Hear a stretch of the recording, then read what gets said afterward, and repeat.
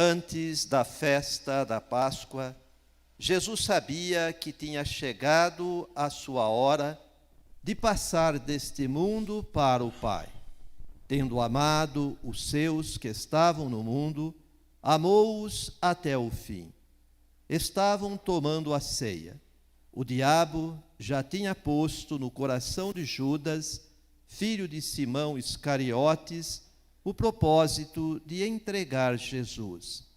Jesus, sabendo que o Pai tinha posto tudo em suas mãos e que de Deus tinha saído e para Deus voltava, levantou-se da mesa, tirou o manto, pegou uma toalha e amarrou-a na cintura.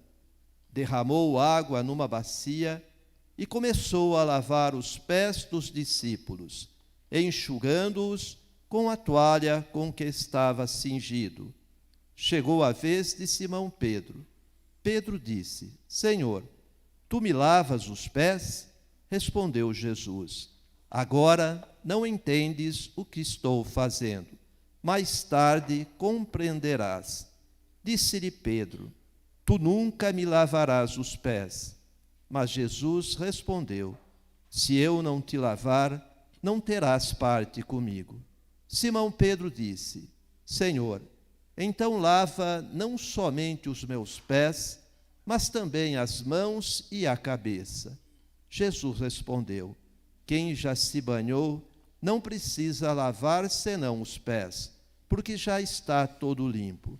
Também vós estáis limpos, mas não todos. Jesus sabia quem o ia entregar, por isso disse: Nem todos estáis limpos. Depois de ter lavado os pés dos discípulos, Jesus vestiu o manto e sentou-se de novo. E disse aos discípulos: Compreendeis o que acabo de fazer? Vós me chamais mestre e senhor, e dizeis bem, pois eu o sou. Portanto, se eu, o Senhor e mestre, vos lavei os pés, também vós deveis lavar os pés uns dos outros.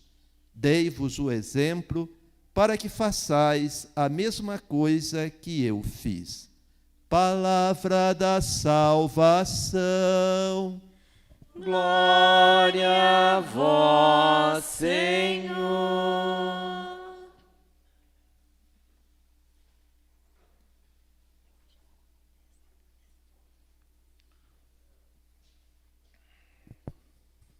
Que as palavras do Santo Evangelho perdoem os nossos pecados.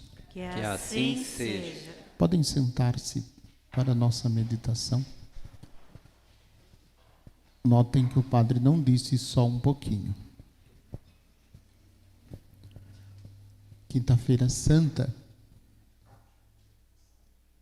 É importante, antes da gente fazer a nossa meditação, a gente repetir a frase que os filhos dos hebreus repetiam para os seus pais.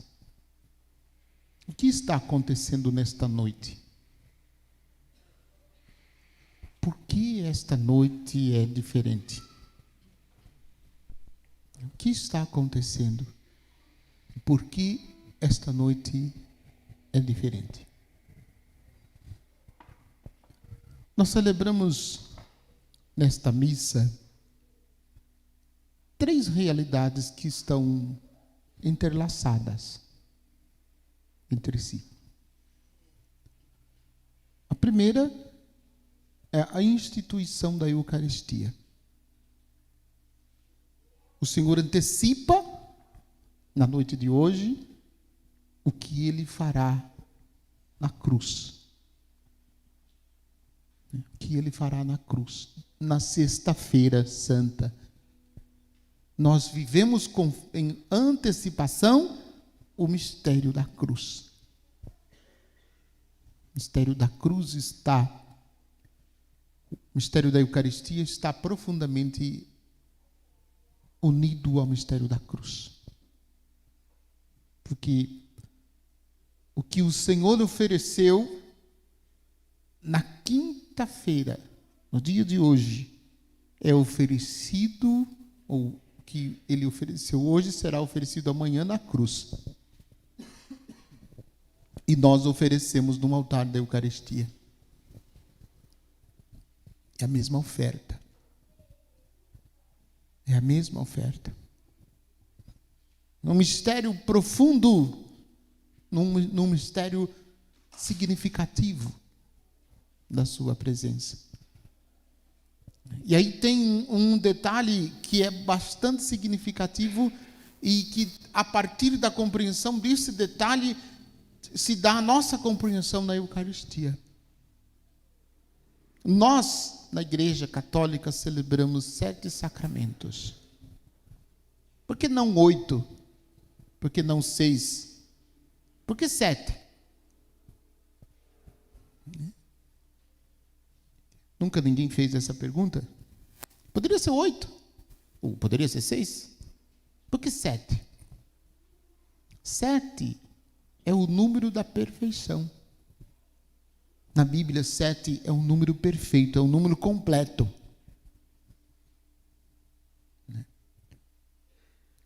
Então, celebramos os 7 sacramentos. E quando nós recebemos um dos 7 sacramentos, o que nós recebemos? Quando somos batizados, o que recebemos no sacramento do batismo? Quando somos crismados, o que nós recebemos no sacramento da crisma? Quando recebemos a Eucaristia, o que nós recebemos? Quando recebemos a unção dos enfermos? Quando confessamos, que eu espero que todos vão ser confessados para celebrar a Páscoa do Senhor. Se não se confessaram, não foi por falta de oportunidade, porque oportunidades para se confessar tiveram, de monte. Então não se confessaram não foi por falta de oportunidade, mas por falta de outra coisa. Não vou comentar. Mas só para dizer, os sacramentos, nós recebemos o que nos sacramentos? O que nós recebemos no sacramento? Ainda tem mais 2, tem a unção dos enfermos, que eu acabei de dizer, e tem o sacramento da ordem e o sacramento do matrimônio. O sacramento da ordem e o sacramento do matrimônio. São 7 sacramentos que nos constituem aqui uma definição importante. Nos sacramentos nós recebemos a comunicação de Deus. Deus mesmo se dá a nós quando nós recebemos os sacramentos. Portanto, não é só um gesto social de nos reunir para celebrar os sacramentos. Os sacramentos deveriam ser uma celebração de festa para toda a comunidade, para toda a igreja. Quando celebrarmos um dos sacramentos, a igreja toda, a comunidade toda deveria se alegrar e festejar com a igreja. Porque no sacramento nós estamos recebendo a comunicação de Deus. Isto é, Deus mesmo se comunica a nós nos sacramentos que nós recebemos.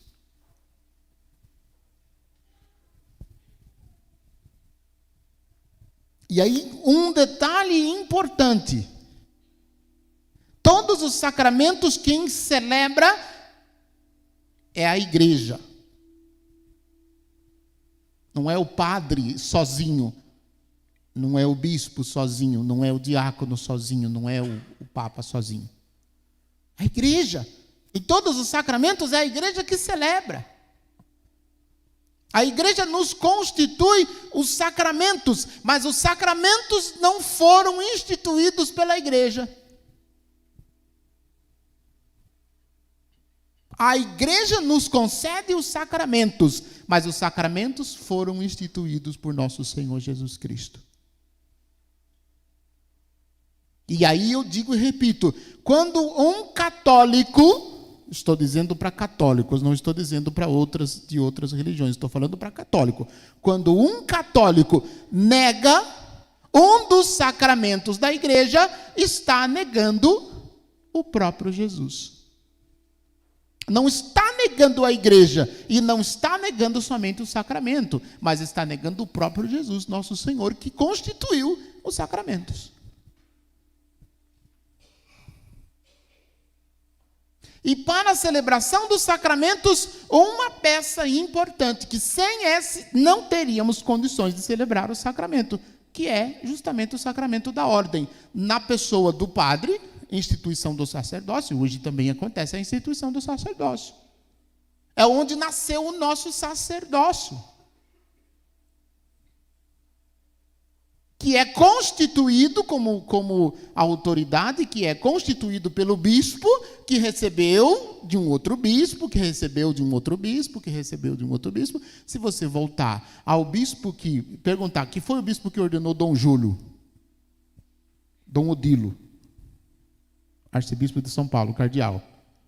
Quem ordenou Dom Odilo bispo? Quem ordenou o bispo que ordenou Dom Odilo? Quem ordenou o bispo que ordenou Dom Odilo?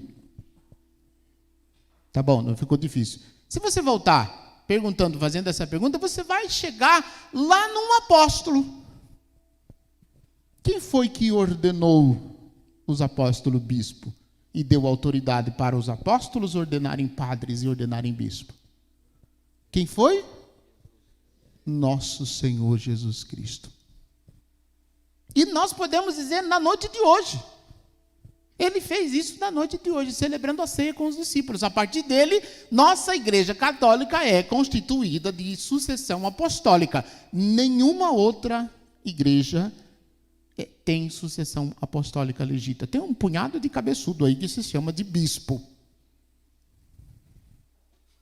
Que é pior ainda, tem algumas cabeçudas também que se chama bispa. Tem um monte por aí, você conhece. Mas é tudo conversa fiada, porque os únicos mesmo que receberam sucessão apostólica são os bispos da Igreja Católica.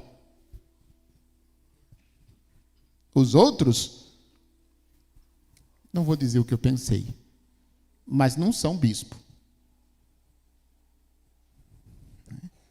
E uma frase que Dom Júlio disse no dia da posse dele, ele disse assim: eu não me fiz bispo, a igreja me fez bispo.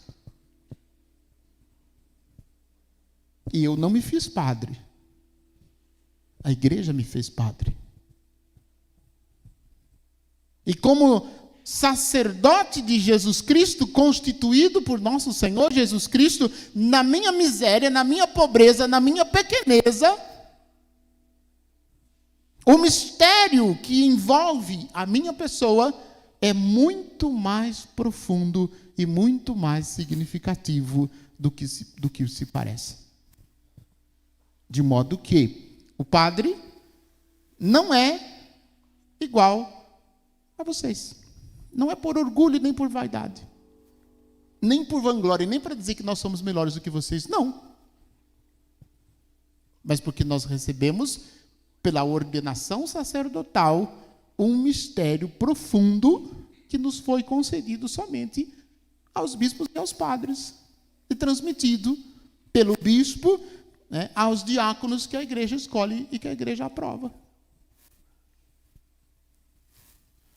Da mesma forma que não é possível a gente pensar a igreja de Cristo sem Cristo, a igreja e Cristo constitui o corpo místico, não é possível a gente pensar a igreja de Cristo sem o sacerdote. E o sacerdote deve viver não para si, mas viver para o altar. É esta a minha responsabilidade. É essa a minha responsabilidade. E na minha responsabilidade, que não foi eu quem me dei, eu não dei essa função a mim. De modo que, quando eu preciso me confessar, o padre também se confessa, vocês sabiam? E quando eu preciso me confessar, eu preciso procurar um outro padre. Não dá para colocar a mão na minha cabeça e dizer assim: eu te absolvo dos seus pecados em nome do Pai, do Filho e do Espírito Santo. Está perdoado. Não posso. Mas se eu fizer isso sobre você, depois de você fazer a sua confissão sincera e arrependida, você está perdoado. Todo pecado que você confessar arrependido, quando o padre te der a absolvição, você está profundamente perdoado. Não existe mais pecado. Eu não posso fazer isso sobre mim. Para eu poder perdoar dos meus pecados, o que eu tenho que fazer? Confessar com o padre. Me confessei no retiro e me confessei ontem também, no nossa tarde de espiritualidade. Então vejam, estou dizendo isso para dizer da instituição do sacerdócio, mas quem na igreja pode ter autoridade de dar a nós os sacramentos? O que acontece nos sacramentos mesmo, que eu acabei de falar? Deus se comunica através do ministro ordinário. O que é ministro ordinário? O que é ministro ordinário? A minha mãe de vez em quando me chamava de ordinário, eu nunca entendi. Esse é o ordinário. Hoje eu sei o que é um ordinário. É um ministro ordenado. É um ministro ordenado. O sacramento da ordem, nos 3 graus: bispo, padre e diácono. Somos ordenados. Por isso somos ordinário. Então, no ministério ordenado, Deus comunica, o ministro ordenado pode comunicar os sacramentos. Eu posso comunicar 6. Somente o bispo pode comunicar os 7. O diácono pode comunicar 2.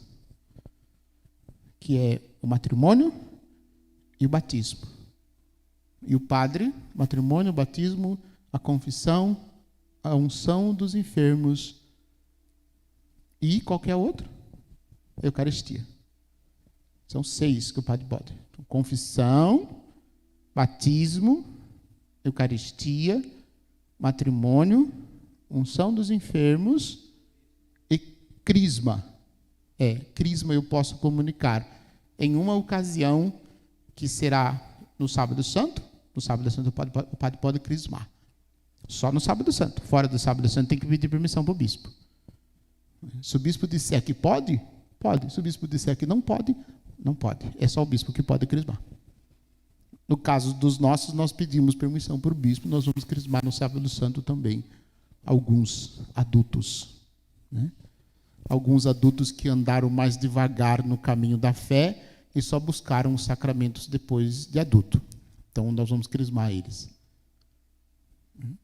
Então, se não fosse o ministério confiado aos sacerdotes, confiado ao bispo e confiado aos sacerdotes, nós não teríamos. Nós seríamos uma igreja como todas as outras igrejas que tem por aí. O que nos difere, o que nos faz ser diferente das outras igrejas é verdadeiramente a celebração dos sacramentos. Porque só na igreja católica, eu digo, falo para católicos, não falo para pessoas de outras religiões, falo para católicos. Só na igreja católica se celebra os sacramentos. Como comunicação de Deus. Em nenhuma outra religião acontece. A instituição do sacerdócio. Por isso, nesse ponto da minha reflexão, eu faço a você um convite. Reze pelos padres. Reze pelos padres e reze mais ainda pelo pároco que Deus te deu. Pode não ser o padre perfeito. E nem o padre que vocês queriam. O padre não era bem exatamente isso que eu queria. Eu queria um outro padre mais tranquilo. Sinto muito, é o que tem para hoje. A gente reza mais. Se o padre não é o que você esperava que fosse, então reza mais. Quem sabe com a sua oração, Deus converte o coração do padre. E também o padre, esse padre, pobre padre, não é o padre que vocês merecem. Talvez vocês merecessem um outro padre. Sei lá, mais santo do que eu. Mas, e o que sobrou? É eu. Então, aguenta firme. Aguenta firme. Mas eu tenho consciência que com os meus limites, com os meus pecados, eu sou o padre que você precisa. Portanto, de novo, é o que tem. Como disse a minha mãe, aguenta esse que o outro pode ser pior.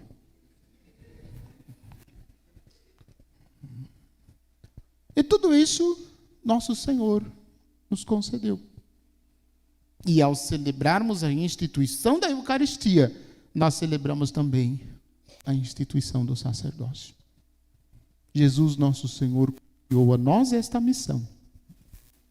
E quando a gente reza a missa, a gente reza na primeira pessoa, assumindo, em persona Christi, é Jesus nosso Senhor que está fazendo, é Jesus nosso Senhor que está realizando, e nós podemos comungar a sua presença.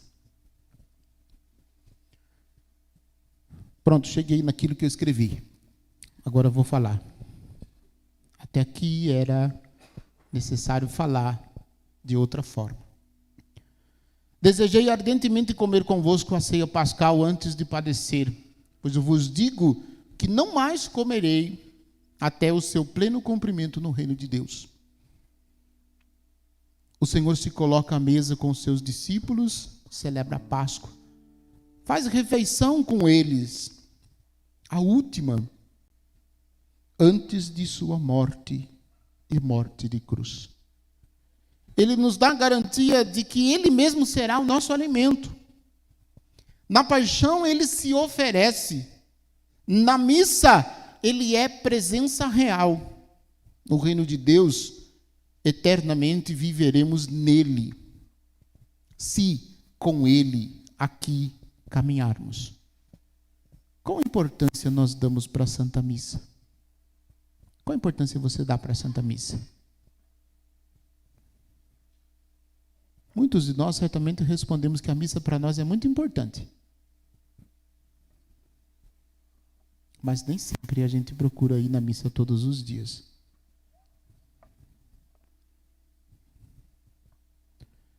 Não mais a Páscoa antiga, agora Ele mesmo é nossa Páscoa. No sinal do vinho, a presença dEle. No sinal do pão, Ele é a comida. No cordeiro oferecido, é Ele que se dá, é Ele que se oferece, é Ele que se imola. Com ele temos que nos entregar com Ele no mistério da cruz. Entregar sem reserva, não deixar nada para trás, inteiramente. Que nada nos impeça de fazer essa entrega. Que Ele nos tome pelas mãos e nos faça um sacrifício vivo. Agora, com Ele, o pão e o vinho. Na cruz, nele, a rejeição e o sofrimento. Na missa, o corpo, o sangue, alma e divindade. No reino de Deus, a recompensa e a felicidade eterna. Se soubéssemos compreender toda essa realidade, nunca mais deixaríamos de ir na missa. E nem muito menos daríamos desculpas para não ir na missa. O Senhor celebrou com os discípulos a Páscoa. Conosco, Ele é nossa Páscoa. Será que entendemos isso? Se entendêssemos, nós viveríamos aquilo que disse São Padre Pio. Não teríamos igreja suficiente para comportar tanta gente. É porque não compreendemos que muitas vezes o padre, durante a pandemia, teve que celebrar missa com a igreja vazia.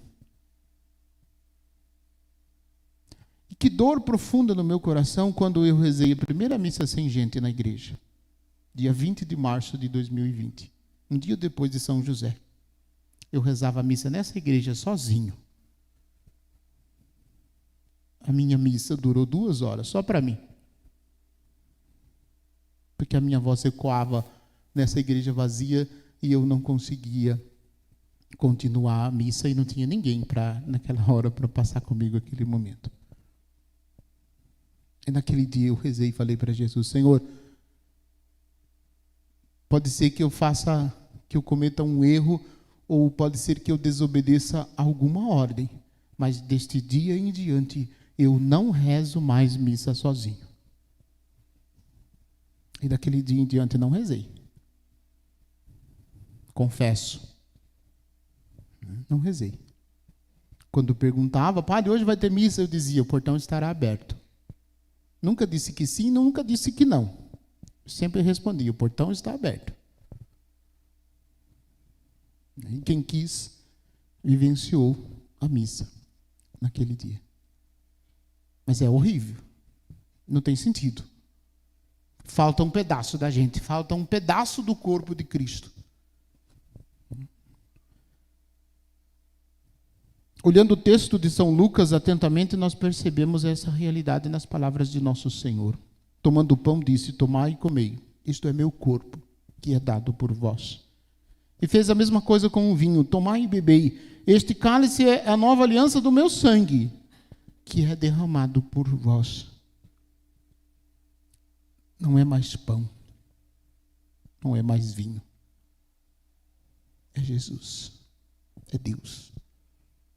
E nós comungamos, nós comemos, nós mastigamos, nós o sentimos em nós, a presença dele. Deixemos-nos transformar por ele, mas ainda, deixemos-nos transformar nele. Jesus antecipa para os discípulos na última ceia o que ele mesmo passaria na cruz. Antecipa para nós, na missa, o que nós viveremos no reino de Deus, na eternidade. Você não vai à missa por quê?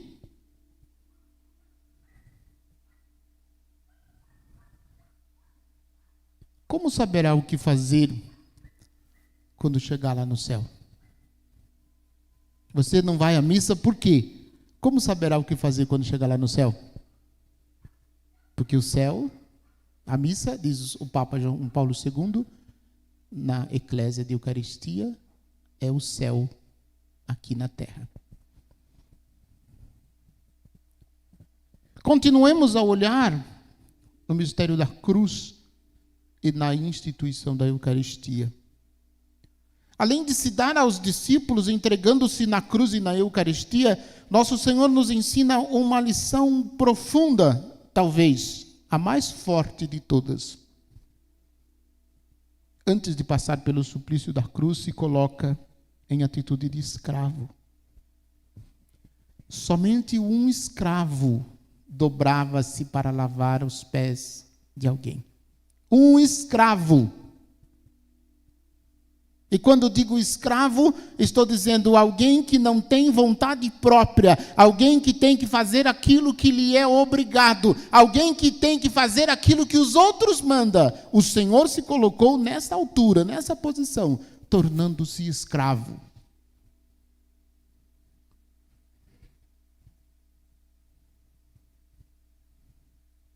E muitas vezes nos dá a impressão que engolimos um cabo de guarda-chuva, que não conseguimos nos dobrar, nem nos dobrar diante dele em adoração, e nem nos dobrar diante do outro, para perceber a necessidade do outro, o sofrimento do outro, a dor do outro. O Senhor dobrou-se diante dos seus discípulos, colocando-se como escravo. E percebendo que entre os seus escolhidos, um seria o traidor. E percebendo que dentre os seus escolhidos, um o negaria no momento mais difícil da sua vida, a sua condenação à cruz. Nós, muitas vezes, somos indiferentes. Nós, muitas vezes, tanto fez, tanto faz. não tem problema, não nos comovemos, não nos sentimos compaixão. Até nos damos o direito de criticar as pessoas que fazem, muitas vezes, aquilo que nós não temos coragem de fazer. Que fazem, muitas vezes, aquilo que nós não temos coragem de se colocar à disposição. Aí porque não saiu do jeito que a gente faria, que a gente não fez, a gente se dá o direito de dizer, está errado. Não é assim que faz. Como Judas, às vezes também traímos Jesus. Como Pedro, às vezes também o negamos.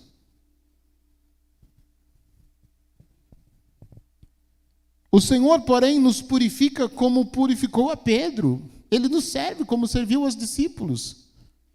E nos servirá no reino de Deus, no reino eterno. Ele dobrou-se para lavar os pés dos discípulos. Nós precisamos ter coragem de dobrar-nos diante dele em adoração. Porque se não nos dobrarmos diante dele em adoração, também não nos dobraremos diante dos outros. Não nos abaixaremos a tal ponto. Não nos humilharemos a tal ponto. Porque não nos dobramos diante dele. E quem não se dobra diante de Jesus nosso Senhor, irá se dobrar diante da vida, porque a vida vai cobrar. A vida vai cobrar. E quem não se dobra diante dele, vai se dobrar. Quem permanece, frase pronta, né? Quem permanece de joelhos diante dele, permanecerá de pé diante das dificuldades da vida.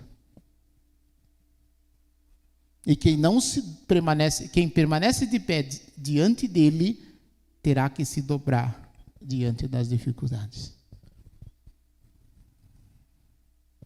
Preciso seguir o exemplo que o Senhor nos deu. Comungamos o seu corpo e o seu sangue, e muitas vezes não queremos servir a igreja. Não temos tempo e sempre temos uma desculpa para não fazer aquilo que precisa e aquilo que necessita. Aquilo que nós, muitas vezes, criticamos que os outros fazem. Experimentamos os seus milagres e muitas vezes negamos as orientações de seus escolhidos nos dias de hoje. Como neste sacramento se torna o homem a grande bondade de Deus. Isso está lá naquele livro Imitação de Cristo, na terceira parte, no capítulo 2, no número 5, o texto na íntegra. Coisa maravilhosa e digna de fé e acima de toda compreensão humana é que o Senhor nosso Deus e verdadeiro homem, está todo inteiro debaixo das insignificantes espécies do pão e do vinho. E, ao ser comido, alimenta aqueles que o recebem. O Senhor do universo, que não precisa de coisa alguma, quis morar em nós por este sacramento augustíssimo e conserva o nosso coração, o nosso corpo sem mancha, para que com alegre e com pura consciência possamos muitas vezes celebrar e receber os seus mistérios por nossa eterna salvação, visto que ele o instituiu e ordenais principalmente para a sua honra e perpétua lembrança.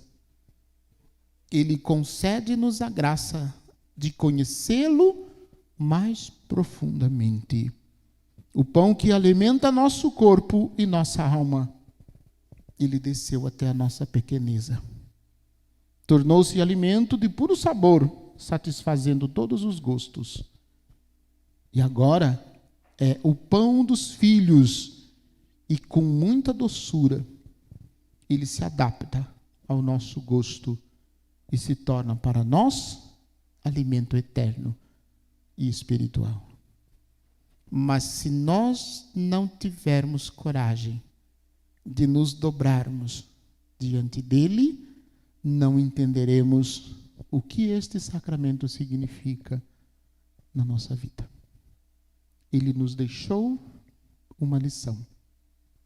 E esta lição nós devemos cumprir em toda a sua plenitude. Por isso, no gesto que agora vamos fazer, não só recordamos o que o Senhor fez, mas pedimos ao Senhor que nos dê a graça de fazer como Ele fez e de construirmos entre nós o reino que pertence a Ele, que se inicia toda vez que nós celebramos a Santa Missa, a sua presença real. Com devoção e com piedade, vamos acompanhar este gesto, o gesto de Jesus, para que nós também saibamos fazer a mesma coisa.